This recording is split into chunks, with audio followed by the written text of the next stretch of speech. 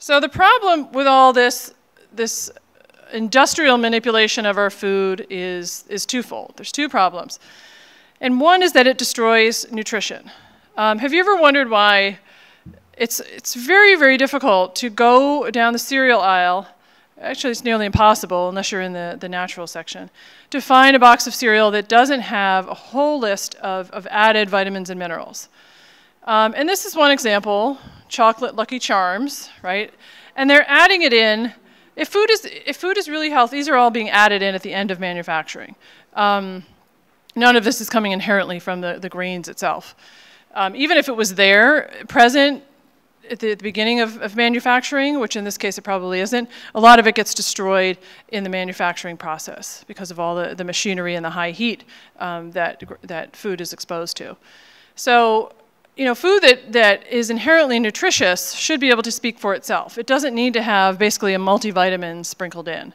So you can see how, you know, potentially misleading this could be to look on the nutrition facts panel and see a whole range of, if you could see all the numbers, but they're all, you know, they look like 25% and of all these nutrients. So someone looking at that might think, well, it's, you know, it's not too bad. It's kind of healthy. I'm getting all these vitamins.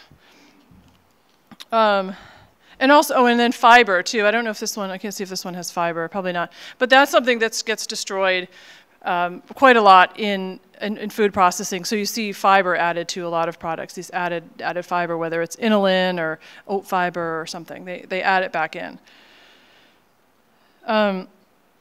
So in response to these criticisms about food processing, the food industry will say that, well, there's nothing inherently wrong with food processing. It's really just what you add to the food at the end, like if it has too much sugar or salt or additives. But that's actually not true either.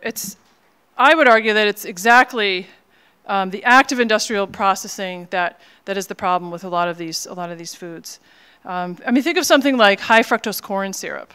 I mean, that comes from, the very beginning of its life.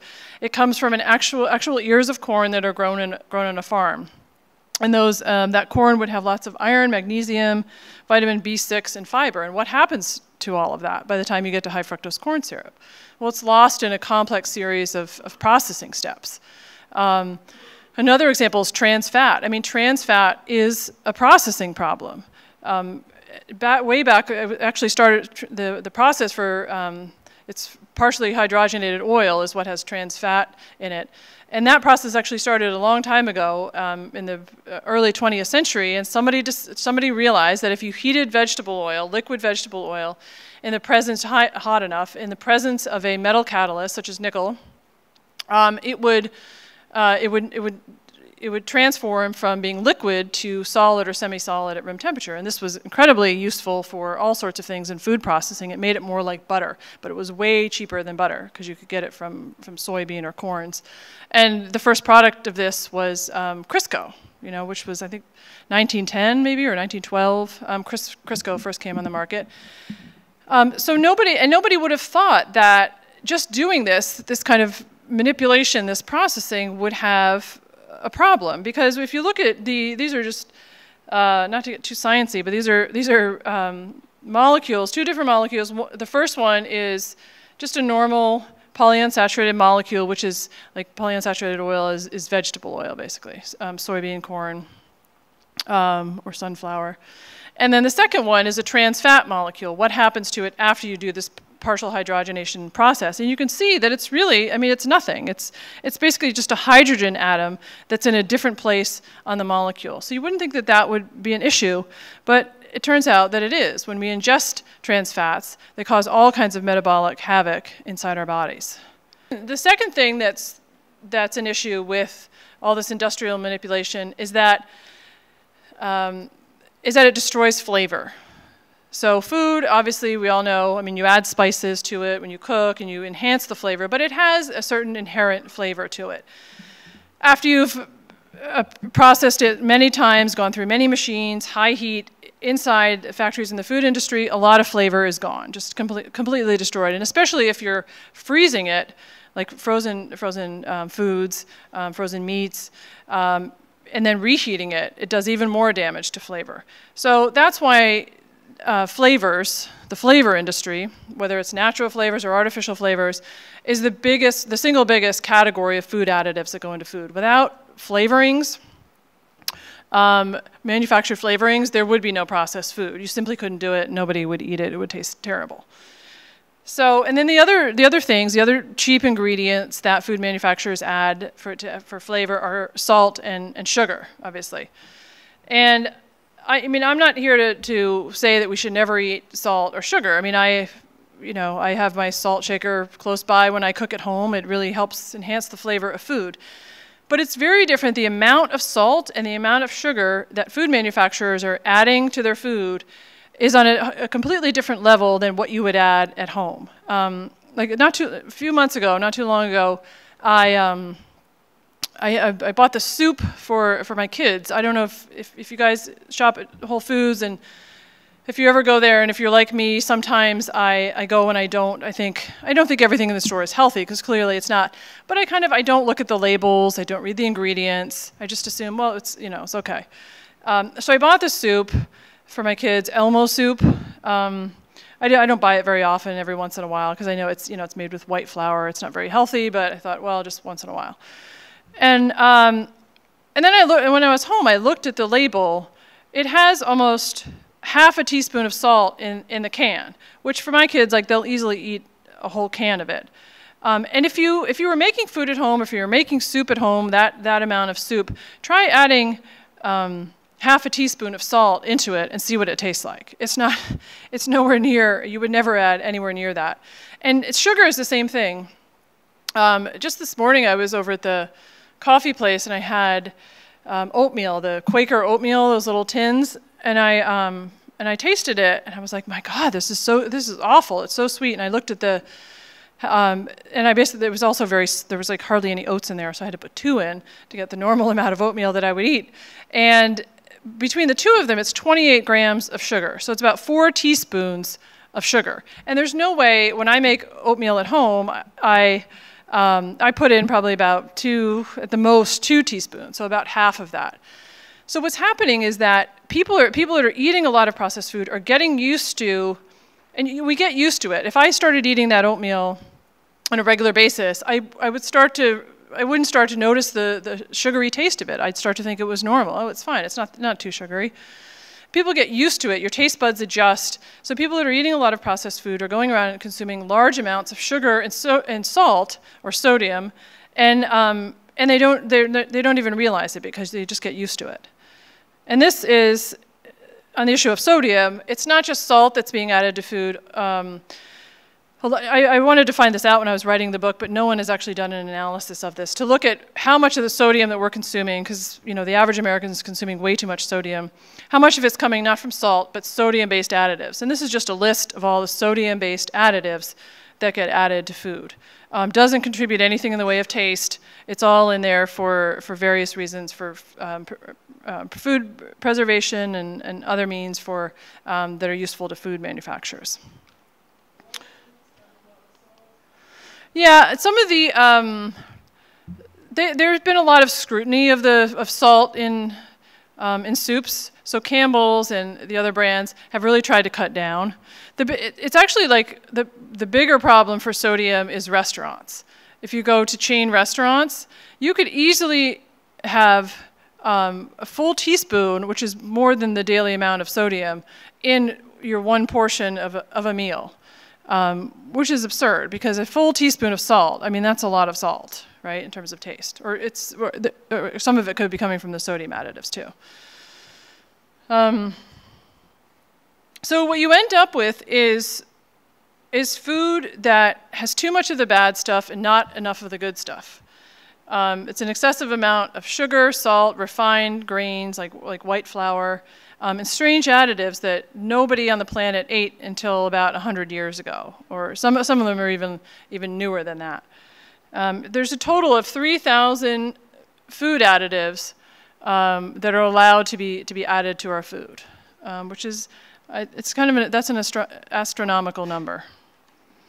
But just as important, and this doesn't get talked about as much as salt and sugar and food additives, just as important is what's not in processed food, and that's nutrition.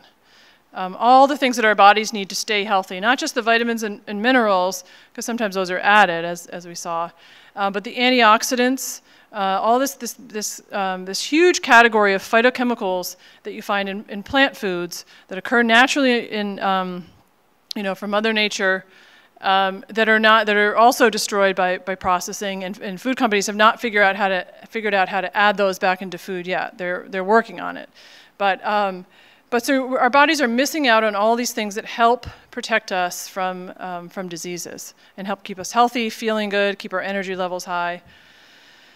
So we can see how this is working out for us. It's not just, obesity is obviously the one of the biggest problems, if not the biggest, and it's the one that gets talked about a lot. But there's other issues too. So you can see that 80% of U.S. healthcare costs are directly tied to poor lifestyle choices, which means essentially that 80% of our spending, which is huge, are coming from things that are essentially preventable, and the biggest component of that is diet. So the choices that we're making of what we eat, what we put on the table, and what we put in our mouths, and it's other diseases as well. At this point, 12% of Americans have diabetes, but another 37% have what's known as prediabetes. Sometimes it's called metabolic syndrome. It's where the basic function of energy metabolism isn't working very well, and if left unchecked, will lead to diabetes. If these trends continue by 2030, which hopefully the trends will not continue, 1 adult in 10 will have diabetes by 2030, which hopefully will not be the case. So these are completely preventable diseases. Autoimmune disorders are on the rise. There's a food component to many of those. A number of cancers are on the rise. Some of that, it's unclear to what extent food is causing cancer. With some cancers, there's definitely a link. Others, not so much. But food is one of the things what is clear is food is one of the things that can help us protect against cancer, particularly some of those antioxidants I was mentioning that occur in plant foods. It just helps fend off all the things the other things that might be causing cancer, like stress, sedentary lifestyles, environmental toxins. If you're eating a diet high in these antioxidants and fiber, you're getting protection against all of that stuff that you're just probably encountering on a normal daily basis in our modern lives. So, and it's not just people that are eating, sometimes you can think, well, it's just the people that are going to fast food all the time, and I don't eat soda, and I eat pretty healthy, but the costs get spread out over our society, and one of the most visible ways is through health insurance premiums, which have risen 200% since 1999.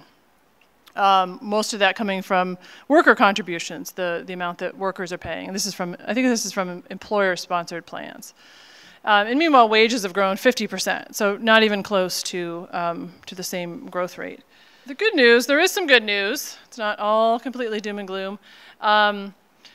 The annual volume of packaged food sales is down 1% for the past 2 years, which doesn't sound like a lot, but it's significant. The food industry is used to growing every year, growing their sales, and the effort that a lot of people here, in the food movement, many of whom are here at this conference, and people like yourselves that care about food and the broken food system, clearly it's having an effect. There's no question about that, and the food manufacturers are starting to feel that. Some people have suggested we're at the point of peak burger, that McDonald's same-store sales are down. They're really not opening any new stores. It might be this is all the fast food that we're going to eat, which would be a very positive thing.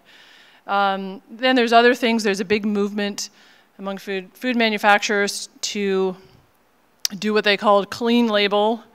So they remove some of the most offensive and suspicious or scary sounding additives from their food. Like Subway took out that yoga mat chemical, azodicarbonamide, from their bread.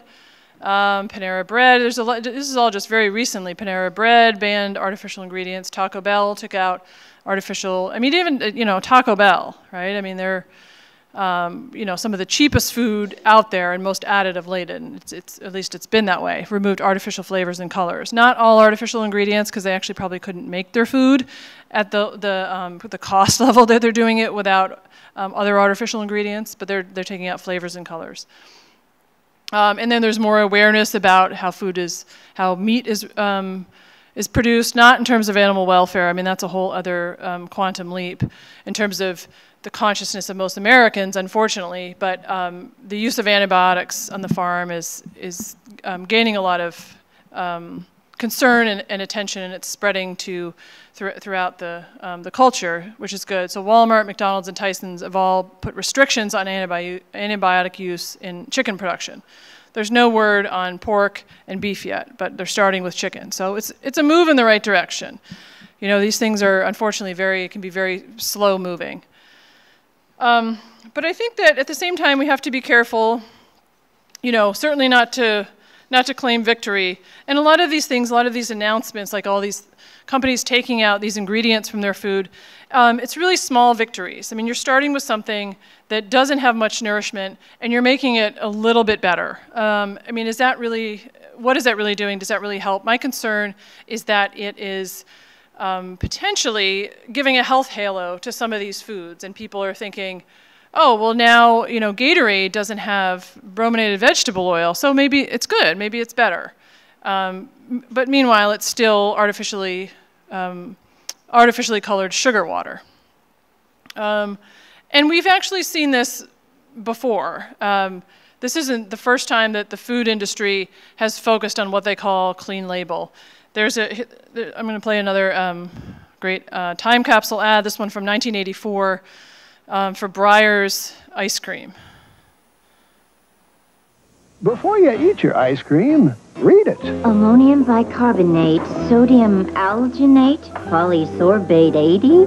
Breyer's ice cream is very easy to read. Like delicious Breyer's strawberry. Just 4 natural ingredients. Pure milk, fresh cream, sugar, and strawberries.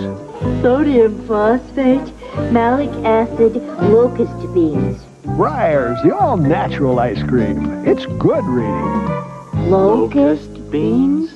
So what's interesting about that is that at some point, I don't know when, but at some point Breyer's decided that they didn't really need to have those 4 simple ingredients that consumers either didn't care or weren't going to pay attention. Because if you look at Breyer's strawberry ice cream now, it actually has not just those 4 ingredients, but whey and tarragon, and tarragon being very, very similar to locust beans.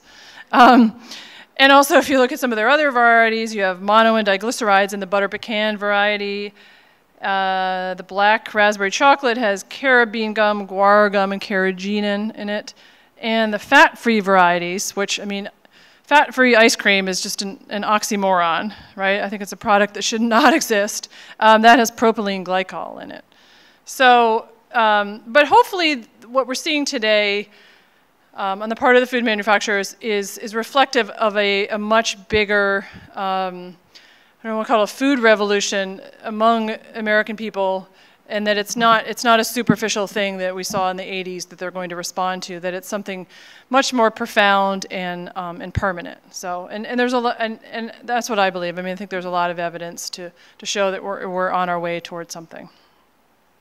And then, but there still are lots of other problems. One of them is food marketing to kids, which I haven't seen very much progress on. There's actually a lot of focus when I first started writing about food 10 years ago on food marketing to kids, and there was reports coming out and people were talking about it. Today it feels like it's really not being talked about at all. And you can see an example here in this next slide. Coke says that they do not market to children at all. And here are some pictures of Coke not marketing to children. The one on the top left and the bottom are from the US. The top left is a Gatorade Final Four or something or other.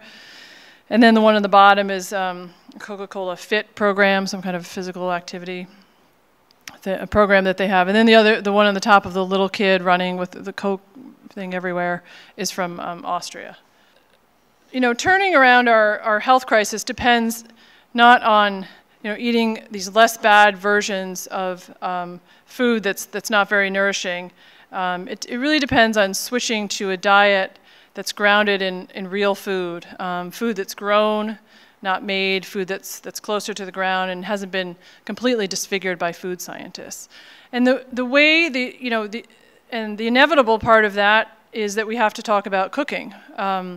We have to start teaching our kids how to cook. We're raising the third generation of children that don't know how to cook and don't know, maybe don't know where food comes from and just don't know the basics about how to produce a simple home-cooked meal.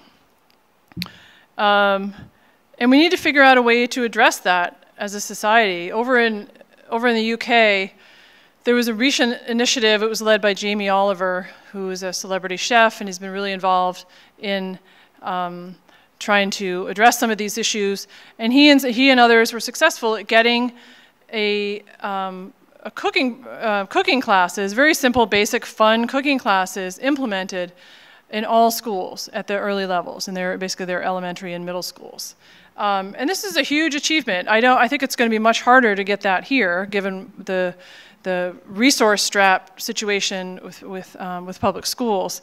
But it's something that we need to start talking about. And originally I was really dismayed at what Michelle Obama was doing. I mean, on one hand, she's raising the issue of childhood obesity, which is good, but she did a lot of sort of hand-holding with food manufacturers and Walmart, and let's just reformulate and take out the sugar and salt and add some more whole grains, and everything is going to be great.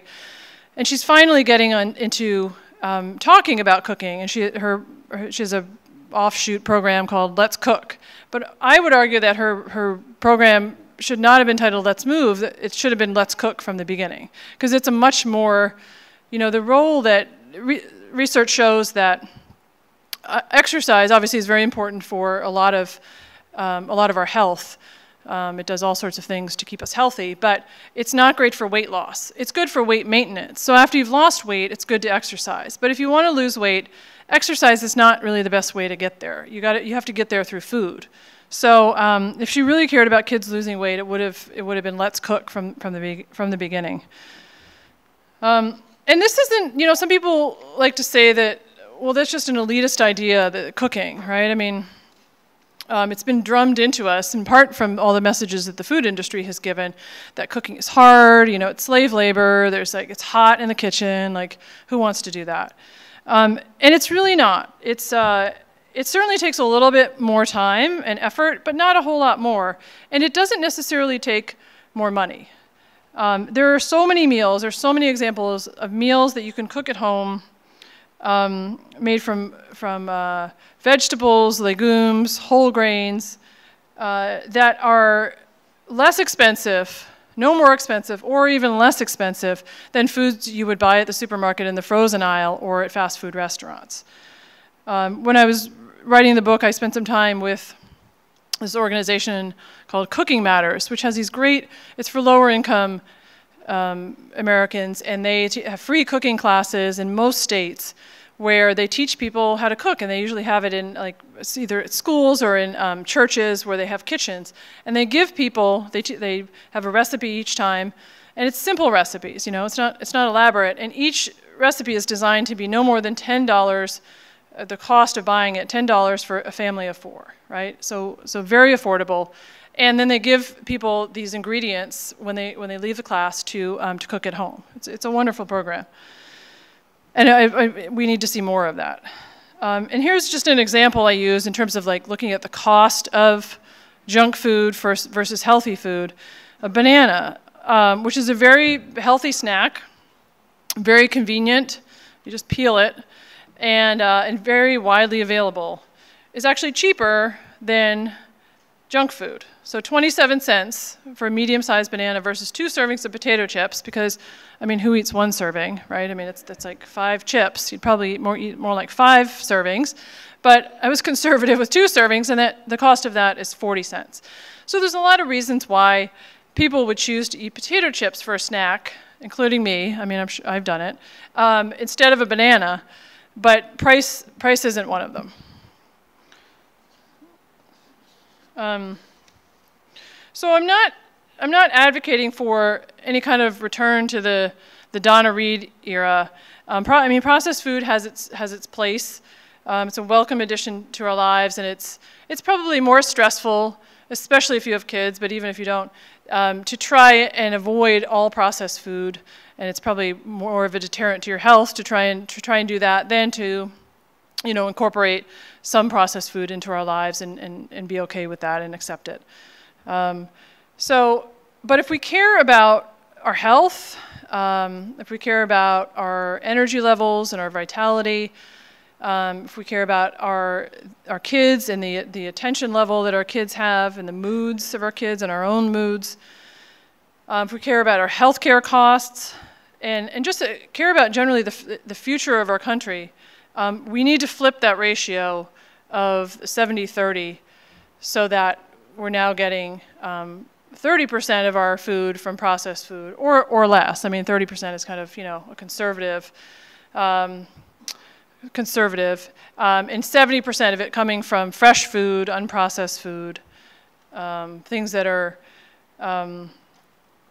you know, things that have some resemblance to something that grew on a farm once.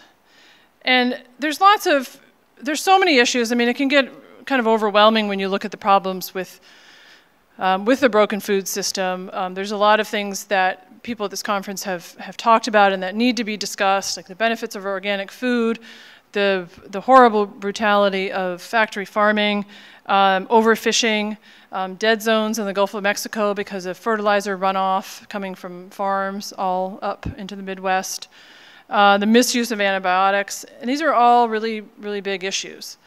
But we can't expect people to go from Betty Crocker to Alice Waters straight overnight.